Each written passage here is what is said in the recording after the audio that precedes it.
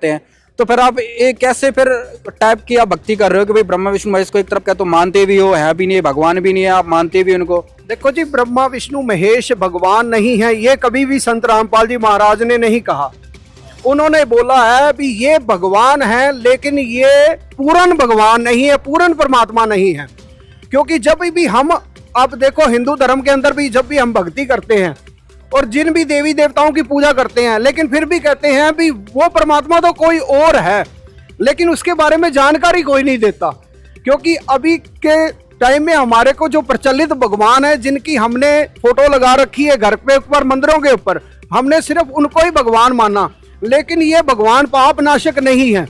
क्योंकि ये भगवान खुद श्री ब्रह्मा जी, श्री विष्णु जी, श्री शंकर जी, इनके जितने भी अवतार हुए आज तक, ये सभी के सभी इस पृथ्वी लोक पर आए और अपना भोग भोग कर गए। इसका मतलब ये है भी इन भगवानों को भी भोग भोगना पड़ता अपना, तो ये पूर्ण परमात्मा नहीं हुए।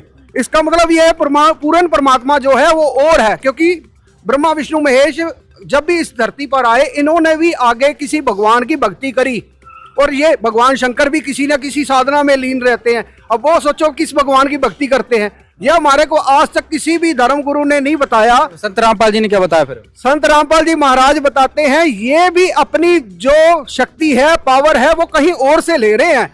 ये खुद थर्मल प्लांट नहीं है। इनका मतलब ये भी इनके पीछे भी कोई पावर है, लेकिन उस पावर के बारे में जानकारी जो है वो आज तक हमारे को किसी ने नहीं दी। लेकिन संत रामपाल जी महाराज ने बताया भी ये भी वो पूर्ण परमात्मा से ही अपना पावर लेकर इस शासन को चला रहे हैं। क्योंकि ये ब्रह्मा विष्णु महेश, जैसे भगत जी ने पहले बताया भी ब्रह्मा विष्णु महेश ये तीन गुण है और ये तीन प्रधान है। जैसे तीन मंत्री होते हैं, विद्युत मंत्री हो गया या खाद्य मंत्री हो गया या और मंत्री हो गया, इसी प्रकार पूर्ण परमात्मा जो है वो कोई और है।